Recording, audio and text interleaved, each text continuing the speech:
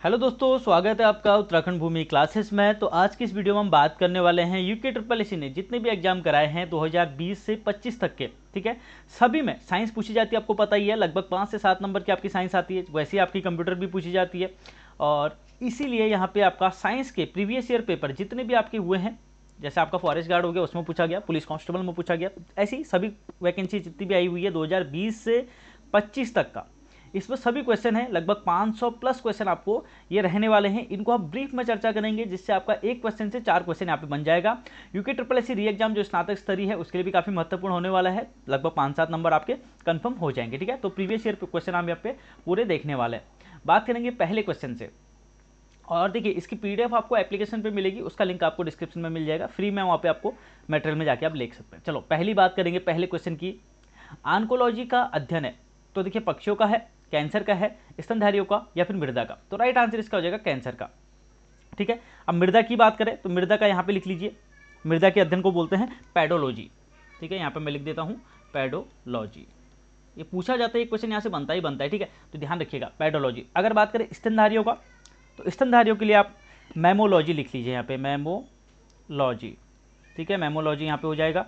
उसके बाद हम बात करेंगे पक्षियों का। पक्षियों का देखिए ऑर्निथोलॉजी, ठीक है, ये भी लिख लीजिए यहाँ पे ऑर्निथोलॉजी।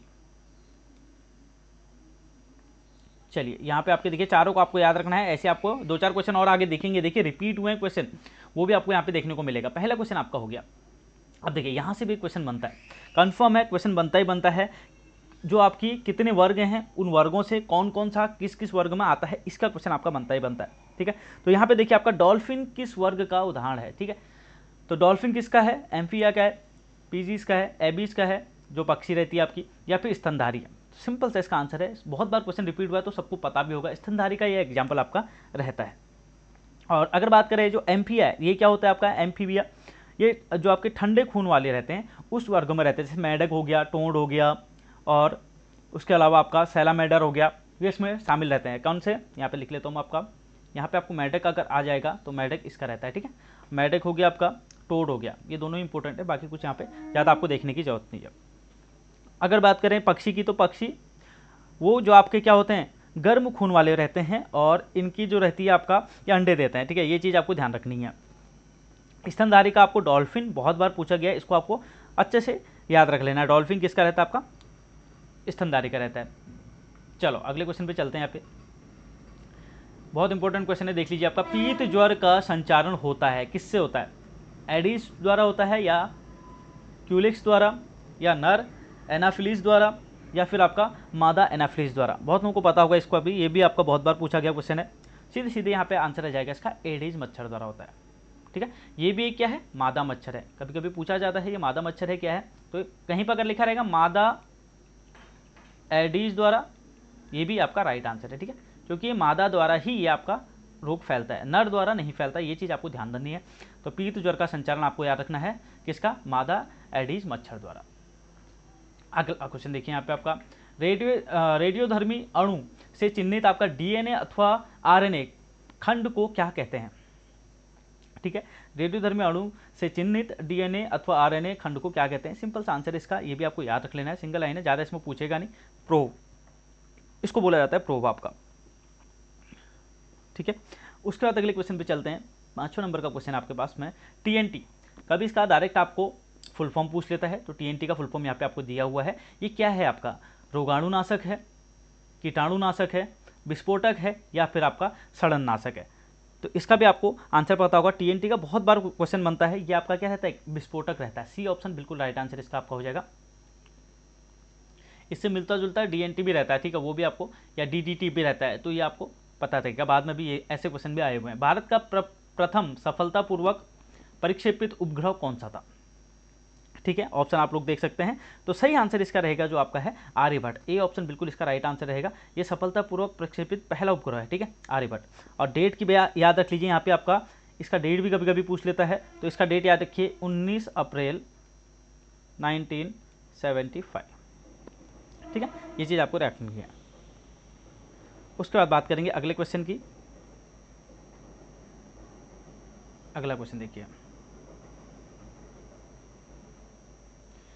इस क्वेश्चन में थोड़ा सा आपका आगे पीछे हुआ है। देखिए दात्र कोशिका रक्तता रोग है, कहाँ के लिए है आपका, यहाँ पे देखिए ऑप्शन, यहाँ पे ये आपका बी ऑप्शन है, और ये आपका सी है, और ये आपका डी ऑप्शन है। थोड़ा सा ऊपर नीचे हुआ है, ध्यान रखना है। ये आपको जो दात्र कोशिका है, ये रोग आपका कहाँ का होगा, ये आपका होता है लाल रुधिर रक्त कोशिकाओं का, ठीक है, मतलब आपका रक्ताणुओं का। इसको ध्यान रखिए, बी ऑप्शन इसका बिल्कुल राइट आंसर है। अब यहाँ पे देखिए प्रतिवर्ष मानव अधिकार दिवस कब मनाया जाता है। देखिए आपका इस तरीके से भी क्वेश्चन पूछता है, तो यहाँ पे देखिए आपका राइट आंसर हो जाएगा सी ऑप्शन, 10 दिसंबर को ये मनाया जाता है। और कब से ये स्टार्ट हुआ है ये भी आपको याद रखना है, तो इसका डेट याद कीजिएगा, 10 दिसंबर 1948, ठीक है। प्रतिवर्ष मानव अधिकार दिवस मनाया जाता है 10 दिसंबर को। चलिए ओलंपिक मशाल किसका प्रतीक है, ये आपसे पूछा जा रहा है। खेलने के लिए उत्साह है, चुनौतियों के लिए है, या फिर आपका निरंतरता के लिए है, या अखंडता के लिए है। तो यहाँ पे राइट आंसर हो जाएगा निरंतरता, सी ऑप्शन इसका बिल्कुल राइट आंसर है। और बात करेंगे ये कब से स्टार्ट हुआ है, कभी आपसे पूछा जाएगा ओलंपिक्स रिंग्स, ठीक है, तो ये भी आपका एक आधुनिक प्रतीक है, ये याद रखिएगा। ओलंपिक रिंग्स की बात करेंगे जहाँ पे, वो एक आपका आधुनिक प्रतीक है, ये भी क्वेश्चन कभी कभी बन जाता है। चलिए अगले क्वेश्चन पे जाएंगे, इंपॉर्टेंट क्वेश्चन है अगला वाला। देखिए आपका, यदि माता पिता दोनों का रक्त समूह ए बी हो, ठीक है, चलो मान लो ए बी है, ठीक है, दोनों का, तो उनके रक्त जो उनका बच्चा होगा उसका क्या रक्त समूह रहेगा, ठीक है। ये एक पूरा चार्ट है, ये चार्ट बिल्कुल याद रख लीजिएगा, यहाँ से क्वेश्चन आपका बनता ही बनता है। देखिए देखो यहाँ पे है माता, यहाँ पे मैं लिख देता हूँ, एक सेकंड थोड़ा सा रुकिए, यहाँ पे माता का हो जाएगा और यहाँ पे आपका पिता का हो जाएगा, ठीक है। और यहाँ पे हम लिखेंगे बच्चे का, कि बच्चे का अगर मान लो माता का ए है, पिता का ए बी है, तो बच्चे का क्या होगा। इस तरीके से पूरा चार्ट है, इस चार्ट को बिल्कुल आपको नोट करके रखना है, ठीक है। अगर मान लो माता और पिता दोनों का ओ है आपका, ठीक है, तो बच्चे का क्या हो सकता है, ओ या फिर ओ पॉजिटिव या फिर ओ नेगेटिव हो सकता है। ध्यान रखिए इस चीज़ को, ठीक है। अगर मान लो माता का ओ हो और पिता का ए हो, ठीक है, ये पूरा चार्ट आपको याद रखना है। तो जो बच्चा होगा या तो फिर ए हो सकता है या उसका ओ हो सकता है, कुछ भी हो सकता है दोनों में से ये, लेकिन यही दो होगा। अगर माता का ओ हो पिता का बी हो, तो यहाँ पे देखिए आपका, तो यहाँ पे भी सेम, या तो बी होगा या फिर ओ होगा, ठीक है। अब दोनों का अगर ए ग्रुप है, इनका भी ए है, यहाँ पे भी ए है, तो यहाँ पे या फिर ए होगा या फिर ओ भी हो सकता है बच्चे का ग्रुप। मान लो अगर बी है और पिता का भी बी है, तो यहाँ पे भी सेम चीज़, या तो बी होगा या फिर ओ होगा। मान लो यहाँ पे ए है और यहाँ पे बी है, ठीक हो गया, तो यहाँ पे बच्चे का क्या क्या हो सकता है, ए हो सकता है, बी हो सकता है, ए बी हो सकता है, ओ की संभावना यहाँ पे ना बराबर रहती है, ना बराबर, ठीक है, लेकिन ए बी होगा ही होगा, इसमें से एक कोई ना कोई हो सकता है बिल्कुल, ठीक है। तो इससे डायरेक्ट क्वेश्चन बनता है, ये आपको ध्यान रखना है। अगले क्वेश्चन पे चले जाएंगे। यहाँ पे लोहे पे जो जंग लगने की प्रक्रिया है उस पर एक जिंक की परत चढ़ाई जाती है, ठीक है, आपने पढ़ा होगा 8th 9th क्लास में। इस प्रक्रिया को क्या कहते हैं, तो सिंपल सा आंसर है गैल्वेनीकरण इसको कहा जाता है। वाष्पीकरण आपका अलग चीज हो गया, संक्षेपण आपका अलग चीज हो गया, ठीक है। तो गैल्वेनीकरण यहाँ पे राइट आंसर इसका रहेगा, जिंक की परत उस पर चढ़ाई जाती है। प्रकाश वर्ष किस भौतिक राशि की इकाई है, ठीक है। प्रकाश वर्ष बहुत बार पूछा गया क्वेश्चन है, एक प्रकाश वर्ष बराबर होता कितना है वो भी आपको याद रखना है। और ये क्वेश्चन आपका जो रहता है द्रव्यमान का नहीं रहता, आपका द्रव्यमान आपकी किस में होती है, केजी में होता है। दूरी आपका बिल्कुल राइट आंसर है, दूरी का ही आपका प्रकाश वर्ष एक भौतिक राशि है। चाल का आपको पता ही है, मीटर पर सेकंड हो जाएगा। और टेम्परेचर को आपको पता ही है, डिग्री सेंटीग्रेड में भी नापते हैं, केल्विन में भी, फ़ारेनहाइट में भी, सब में रहता है, ठीक है। तो यहाँ पे आपका ये रहता है, आपका दूरी का मात्रक रहता है। एक प्रकाश वर्ष बराबर आपसे पूछा जाता है, तो एक प्रकाश वर्ष बराबर होता है 9.46, ठीक है, इंटू 10⁻15 मीटर। अगर मीटर में चेंज करने को बोलेगा, एक प्रकाश वर्ष बराबर कितना होता है, 9.46 गुणा 10⁻15 मीटर आपका रहता है एक प्रकाश वर्ष बराबर। चलो अगले क्वेश्चन पे चलेंगे। यहाँ पे आपका सोलर सेल और सोलर सेल सौर ऊर्जा को किस ऊर्जा में परिवर्तित करता है। बहुत इंपॉर्टेंट क्वेश्चन है, इससे रिलेटेड आपको बहुत सारे क्वेश्चन पूछे जाते हैं, मैं आपको एक बार डिटेल में बता दूंगा। इसके अलावा आपको फिर बाहर से देखने की जरूरत नहीं पड़ेगी ऊर्जा वाला। देखो सोलर सेल है आपका, सोलर सेल किसमें से किसमें उतरता है आपको पता होना चाहिए। सौर ऊर्जा को आपका विद्युत ऊर्जा में चेंज करता है, डी ऑप्शन इसका बिल्कुल राइट आंसर है। अब बात करो, अब देखो यहाँ पे देखो विद्युत ऊर्जा को उष्मीय ऊर्जा में कौन करता है, आप एक जगह पे लिखते रखिए, ठीक है। विद्युत ऊर्जा को उष्मीय ऊर्जा में, विद्युत ऊर्जा को ऊष्मीय में, ये आपको नोट करना है। ये करता है हीटर, हीटर हो जाएगा, या हो जाएगा आपका जो प्रेस रहता है आयरन, ठीक है। अब उसके बाद अगला लिखिए, जो यांत्रिक ऊर्जा को विद्युत ऊर्जा में करेगा, यांत्रिक को विद्युत में करेगा, ये कौन करता है, बहुत बार पूछा गया क्वेश्चन, इसको नोट करके रखिए, ठीक है। जनरेटर, इसको आपको रखना है जनरेटर, मतलब आपका यांत्रिक ऊर्जा को विद्युत ऊर्जा में उसने चेंज कर दिया। रासायनिक ऊर्जा को विद्युत ऊर्जा में बात करेंगे, रासायनिक को विद्युत ऊर्जा में, तो सिंपल सी चीज़ है, आपने देखा होगा सेल, बैटरी, सेल का पूछा जाएगा, बैटरी का पूछा जाएगा, तो आपको याद रखना है कि वो रासायनिक ऊर्जा को आपका विद्युत ऊर्जा में चेंज कर रहा है। अब अगला बात करेंगे विद्युत को रासायनिक में, विद्युत को रासायनिक में कौन चेंज करता है, यहाँ पे विद्युत को रासायनिक में हमने यहाँ पे यहीं पे देख लिया, ठीक है, विद्युत ऊर्जा में चेंज करता है।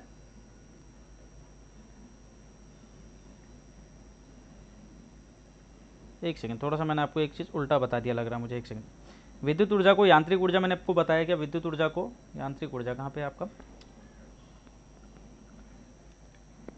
रासायनिक ऊर्जा को विद्युत ऊर्जा में मैंने आपको बोला, रासायनिक को विद्युत में बराबर सेल बराबर है, ठीक है, बिल्कुल सही है, रासायनिक को विद्युत में बिल्कुल है, बिल्कुल। अब विद्युत को यांत्रिक में हम बात करेंगे, विद्युत ऊर्जा को यांत्रिक ऊर्जा में, ये मैंने आपको नहीं बताया, विद्युत ऊर्जा को यांत्रिक ऊर्जा में, विद्युत मोटर, बहुत बार पूछा गया, विद्युत मोटर, इसको नोट कीजिए, एक जनरेटर वाला और एक विद्युत मोटर वाला, इन दोनों को नोट करके रखिए, बहुत इंपॉर्टेंट है, ठीक है। एक सेल वाला जो रासायनिक को विद्युत में बदलता है। अब प्रकाश ऊर्जा को विद्युत ऊर्जा में, वही सेल हो गया, ठीक है। उसके बाद बात करेंगे सोलर सेल होगा, प्रकाश ऊर्जा को विद्युत ऊर्जा आएगा तो वो अलग हो जाएगा, ठीक है, वो सोलर सेल हो जाएगा। और ध्वनि ऊर्जा को विद्युत ऊर्जा में अगर बात करेंगे, ध्वनि ऊर्जा को विद्युत में, तो ये कौन करेगा, माइक्रोफोन, जो अपने फ़ोन पे लगा रहता है, माइक्रोफोन होगा। उसके बाद हम बात करेंगे ध्वनि ऊर्जा को विद्युत ऊर्जा में, माइक्रोफोन आपने लिख दीजिए। और स्थितिज ऊर्जा को गतिज ऊर्जा में, एक स्थिति वाली है, स्थितिज ऊर्जा को गतिज ऊर्जा में कौन करेगा, आपका गिरती हुई वस्तु या फिर पानी की टंकी से गिरता हुआ पानी, इतना आपको ध्यान रखना है, बहुत इंपॉर्टेंट है, सभी आपको नोट करके रखना है अच्छे अच्छे, ठीक है, ये आपका। उसके बाद अगले क्वेश्चन पे आ जाएंगे, देखो, रक्त में पाई जाने वाली कणिकाएं जिनका संबंध रोग प्रतिरोधक क्षमता से, हमेशा जहाँ पे भी रोग प्रतिरोधक क्षमता की बात आ जाएगी, सीधा आपको याद रखना है कि WBC पूरा लड़ने के लिए यही भागीदार रहता है। रोग प्रतिरोधक क्षमता किस पे रहती है, WBC आपका रहता है। तो श्वेत रक्त कणिकाएं, सीधे सीधे बी ऑप्शन इसका राइट आंसर हो जाएगा। इसके बारे में कुछ आपको और जानकारी दे दूं, यहाँ पे देखो, जो WBC है अगर डिटेल में पूछा जाता है, कभी कभी डिटेल में अगर क्वेश्चन बन जाए, तो यहाँ पे श्वेत रक्त कणिकाएं नहीं हो सकती हैं, क्या पता है यहाँ पर आपको लिम्फोसाइट्स मिल जाए और न्यूट्रोफिल मिल जाए, मोनोसाइट्स मिल जाए, या फिर आपका बेसोफिल मिल जाए, ये अलग अलग चीज़ें, सबके काम अलग अलग है, ठीक है। जैसे लिम्फोसाइट का अगर आपसे पूछा जाता है कभी भी, तो याद रखना ये एंटीबॉडी बनाती है। आपसे पूछा जाए कि WBC में एंटीबॉडी कौन बनाता है, ऑप्शन आपको दे दिया, लिम्फोसाइट, न्यूट्रोफिल, मोनोसाइट्स या फिर बेसोफिल, तो याद रखना लिम्फोसाइट्स, नोट करके इसको आपको लिख लेना है, ठीक है। अब दूसरा न्यूट्रोफिल की बात करें तो न्यूट्रोफिल क्या होता है, संक्रमण के दौरान सबसे पहले पहुंचकर हानिकारक जो जीवाणु रहते हैं ना, उनको ये मार देता है। कौन सा, न्यूट्रोफिल। अब आपसे पूछा जाए कि जो यहाँ पे मान लो कोई रोग आया तो उसमें जो भी हानिकारक जीवाणु है उनको खत्म कौन करता है, WBC है। अगर आपके पास में WBC क्वेश्चन में है तो आपको WBC ही करना है, लेकिन ये WBC का पार्ट है। WBC के अंदर भी आपकी 3-4 चीज़ें रहती है जो इसके काम आपको बता रहा हूँ। पहला मैंने आपको बताया लिम्फोसाइट्स क्या करता है, वो एंटीबॉडी तैयार करता है लड़ने के लिए, ठीक है। दूसरा न्यूट्रोफिल, जो न्यूट्रोफिल क्या है, मैंने आपको बोला कि संक्रमण के दौरान कोई भी अगर जीवाणु अंदर घुस जाता है तो उसको वो नष्ट करता है, अपना न्यूट्रोफिल। अब बात करेंगे मोनोसाइट्स की, तो ये क्या होते हैं, आपके जो रोगजनक है उनको निकल जाती है, जैसे उसने मारा तो ये उसको निकल जाएगी। फिर उसके बाद बात करेंगे आपका बेसोफिल का, ये आपकी क्या करता है, जो परजीवी संक्रमण रहते हैं ना उनको निपटने में सहायता देना है, ठीक है। तो ये 4 चीज़ें इसके अंदर रहती हैं, तो WBC आपको याद रखना है अच्छे से, रोग प्रतिरोधक क्षमता इसमें आपकी रहने वाली है, ठीक है। 15 नंबर क्वेश्चन पे आ जाएंगे, देखिए, टीकाकरण की शुरुआत किसने की थी, बहुत बार क्वेश्चन बना हुआ है, पहले जो 2019, 20, 21 में पेपर होते थे इस टाइप का क्वेश्चन उसमें बनता ही बनता था। तो एडवर्ड जेनर ने आपका क्या किया था, टीकाकरण की शुरुआत की थी। अब एडवर्ड जेनर, आपको ध्यान रखना है एक चीज, और कब पहला टीका कब लगा था, पहला टीका जो आपका लगा था वो लगा था 1796 में, ठीक है, ये भी आपको ध्यान रखना है। अब बात करेंगे अगले क्वेश्चन की। वाहनों में पीछे का ट्रैफिक देखने के लिए किस प्रकार के दर्पण का उपयोग किया जाता है? बहुत इंपॉर्टेंट क्वेश्चन है। आपसे पूछा जाता है, वाहनों के लिए पूछा जाता है, कभी कभी आपसे पूछा जाता है जो हम दाढ़ी बनाते हैं, दाढ़ी बनाने वाला कौन सा रहता है उसके लिए पूछा जाता है। देखो इसमें कभी भी पूछा जाएगा तो ध्यान रखना, समतल दर्पण नहीं आएगा, सीधे सीधे उत्तल या अवतल दर्पण की ही बात हो जाएगी यहाँ पे। और अगर बात करें तो इसका राइट आंसर आपको हो जाएगा, क्या हो जाएगा आपका? उत्तल दर्पण। ठीक है, उत्तल दर्पण आपका क्या बनाता है? एक आपका प्रतिबिंब भी बनाता है। प्रतिबिंब की बात करें तो ये कैसा प्रतिबिंब बनाता है, ये आपको ध्यान रखना है। इसका प्रतिबिंब हमेशा आपका क्या रहेगा? आभासी रहेगा। ये पूछा जाता है, ठीक है, आभासी, सीधा और छोटा। तो आप देखते हैं जैसे कि आप अपने बाइक में या स्कूटी में आपने देखा होगा, गाड़ी में किसी में भी आपने देखा होगा, पीछे का जो आपका चित्र रहता है, पीछे का जो आपके ट्रैफिक रहती है उसको आप देखने के लिए दर्पण का यूज़ करते हैं। तो देखा वो आभासी रहता है, रियल तो रहता नहीं है, सीधा रहता है। आपको सीधा तो दिखता है ना, ऐसा तो नहीं कि आदमी पीछे के उल्टे दिख रहा है, आपको ऐसा नहीं होता, सीधा दिखता है और छोटा दिखता है। देखा होगा आपने, पीछे 10 गाड़ियाँ चल रही होंगी, वो आपको एक ही शीशे में दिख जाएगा। तो हमेशा इसको याद रखना, इसका जो दर्पण का प्रतिबिंब बनेगा वो आपका आभासी बनेगा, सीधा बनेगा और छोटा बनेगा। ठीक है, अगले क्वेश्चन पे चलते हैं। अगला क्वेश्चन देखिए, सिंपल सा क्वेश्चन है भी। एक लुढ़कती हुई गेंद कुछ दूर जाकर रुक जाती है, वह क्यों रुक जाती है? कोलंब बल के कारण, गुरुत्वाकर्षण बल के कारण, या फिर घर्षण बल के कारण, या फिर इनमें से कोई नहीं। सिंपल सा क्वेश्चन है और आंसर रहेगा घर्षण बल के कारण ही कोई भी चीज़ यहाँ पे रुकती है आपका। ठीक, अगले क्वेश्चन पे चलेंगे।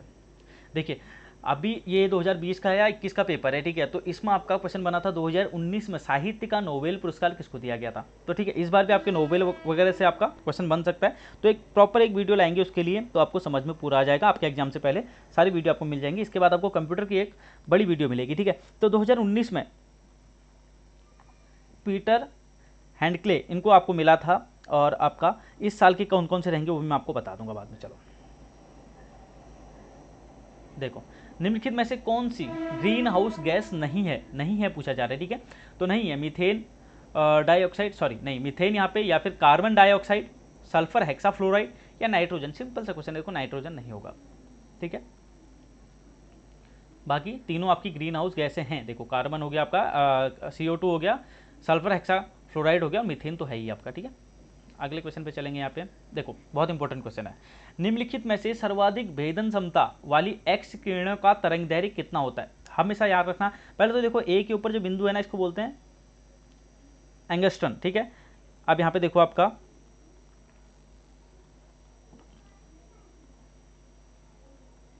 एक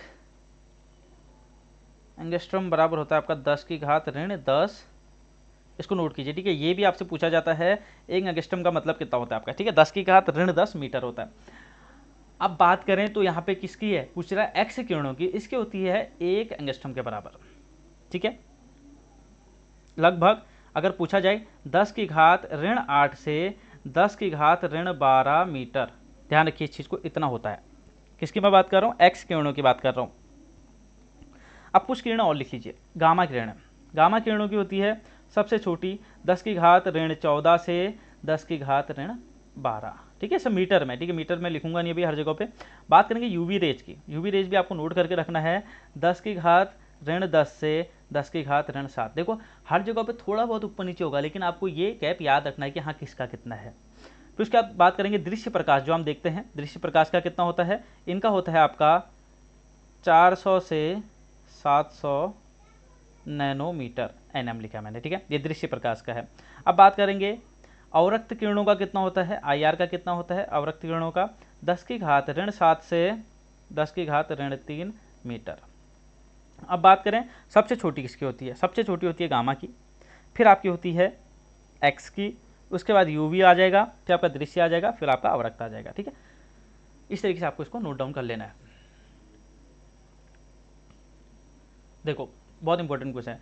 निम्नलिखित में से कोयले का सर्वश्रेष्ठ प्रकार है, मतलब सबसे अच्छा प्रकार कौन सा है? पीट है, लिग्नाइट है, और बिटुमिन्स है, या फिर एंथ्रासाइट है।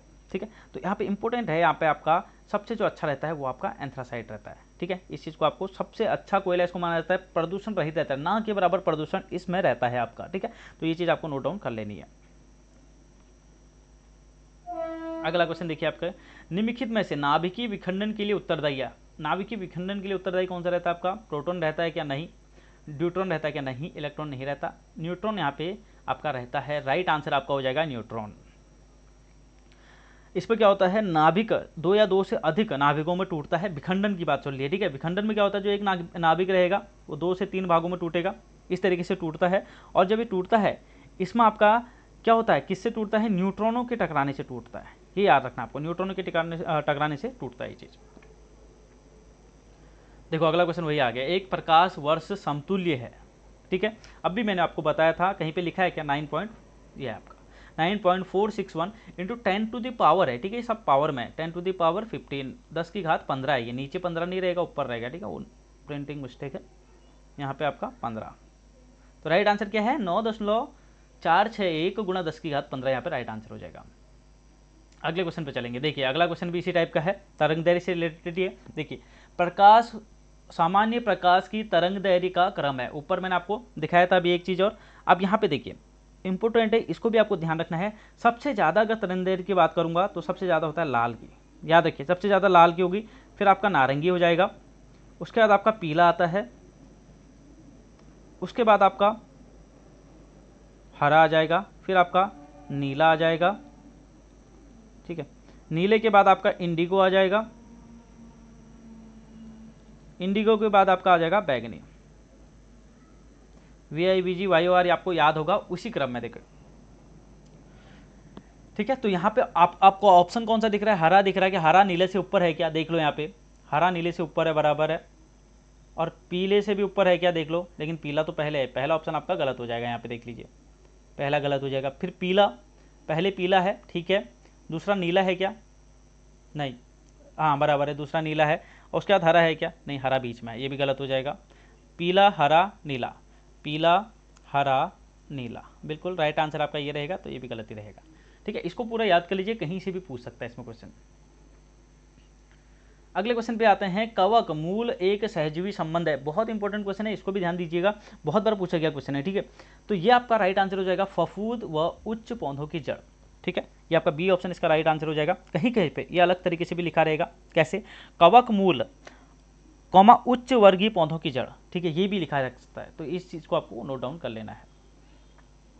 मलेरिया का वाहक है, अब मलेरिया का वाहक यहाँ पे देखिए, अभी ऊपर कुछ और पित्त ज्वर का पूछा था, ठीक है, अब यहाँ पे देखो मलेरिया का पूछ दिया है।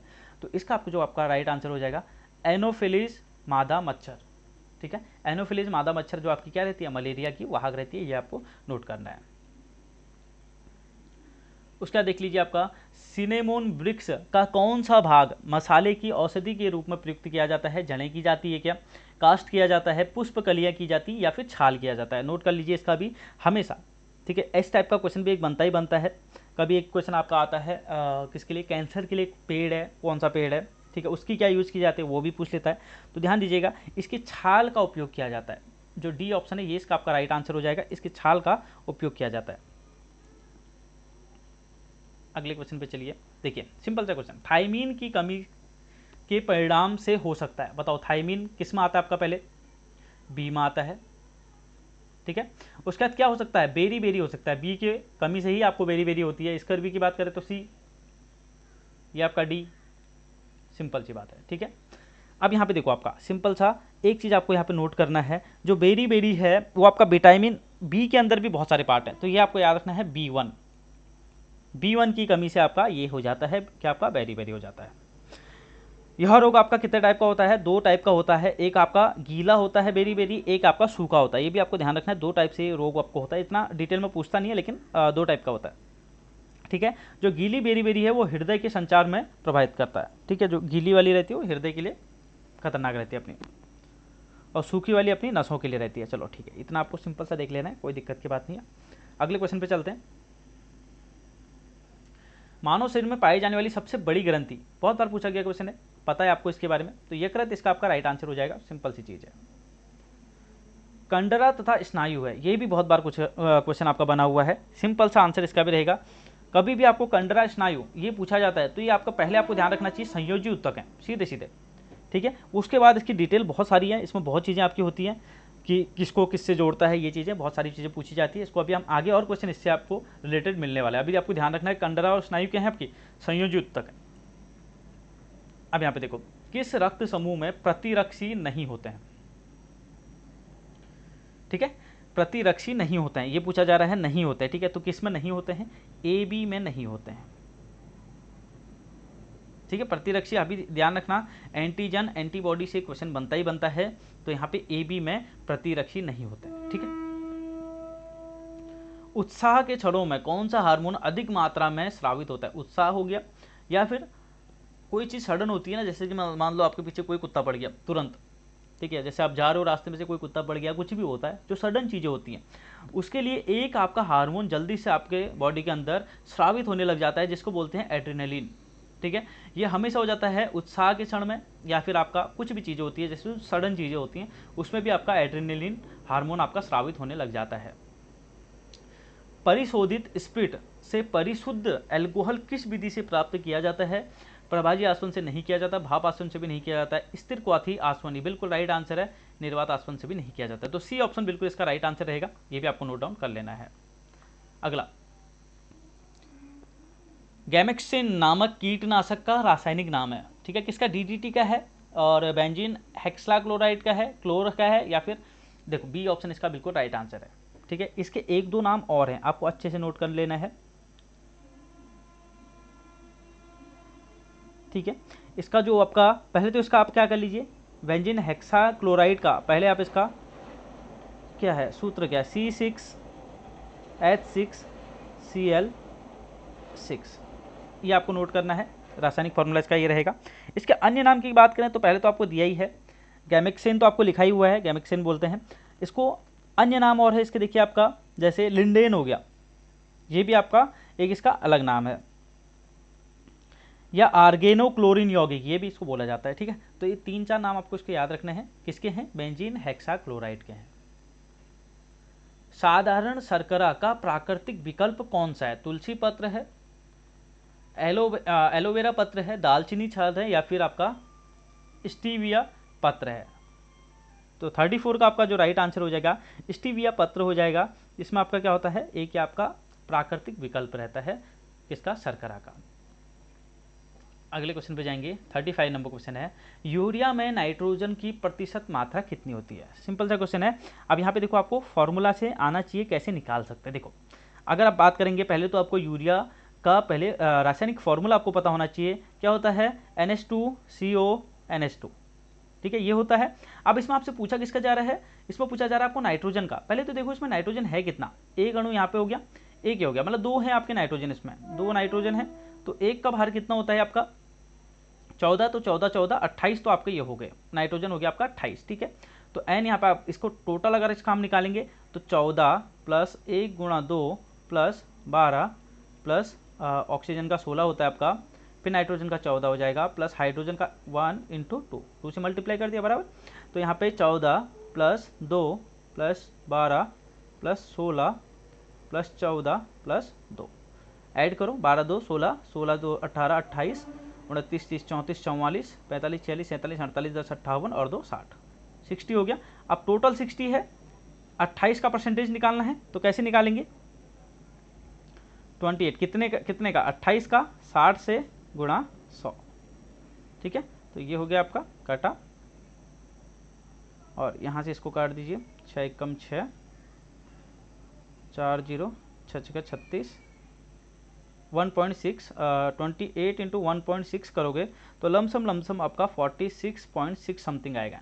तो ये आपका इसका राइट आंसर हो जाएगा, 46.6 है। ऐसे करके आपको सबके निकाल सकते हो, ठीक है, बस आपको बाहर सबके पता होना चाहिए।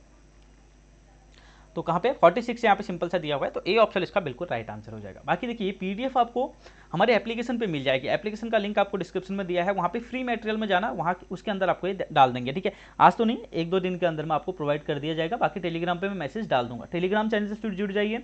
बाकी इस वीडियो को यहीं पे एंड करेंगे, अगले वीडियो में हो सकता है इससे ज़्यादा क्वेश्चन आपको ले लिया जाए, बताइए। और इसके अलावा आपको अगर कोई और क्लास चाहिए, लंबी क्लास 2-3 घंटे की, जैसे कि जिसमें आपके कंप्यूटर के सारे क्वेश्चन कंप्लीट कर लें, या जैसे कि आपका इंडिया हिस्ट्री से पूछा जाता है, मॉडर्न हिस्ट्री से कितने क्वेश्चन बने हुए हैं, सारे के सारे एक ही साथ में कंप्लीट कर लें, 20 से 25 तक 5 साल के पूरे यहाँ पे रिपीट होंगे क्वेश्चन, देख लेना। अभी साइंस का अभी लगभग 2 वीडियो और आएंगी, जिसमें से आपके कम से कम 250-300 क्वेश्चन हो जाएंगे, ठीक है, 2 या 3 वीडियो में। तो इस क्वेश्चन से ही आप देखेंगे पेपर में लगभग 3 से 4 या 5 क्वेश्चन आपके साइंस के बनने वाले हैं और 5 क्वेश्चन आप आराम से सही कर लेंगे। इसी टाइप से क्वेश्चन बनते हैं, ऐसा कुछ नया से क्वेश्चन वहाँ पे नहीं बनता है। अभी आप आगे क्वेश्चन करेंगे उसमें आप देखना कि क्वेश्चन रिपीट हो रहे हैं, बस बोलने का तरीका, वो क्वेश्चन को सॉल्व करने का तरीका थोड़ा सा अलग हो सकता है, क्योंकि वो अलग तरीके से अगर पूछेगा तो अलग तरीके से उसको ऑप्शन भी दिए रहेंगे, आपको लगेगा कि अलग क्वेश्चन है लेकिन रहेगा सेम रिपीट वाला ही। बाकी वीडियो को एंड करेंगे, वीडियो पसंद आए तो लाइक कीजिए, चैनल पे पहली बार विजिट करें सब्सक्राइब जरूर कीजिए। फिर मिलता है अगले वीडियो में, थैंक यू सो मच।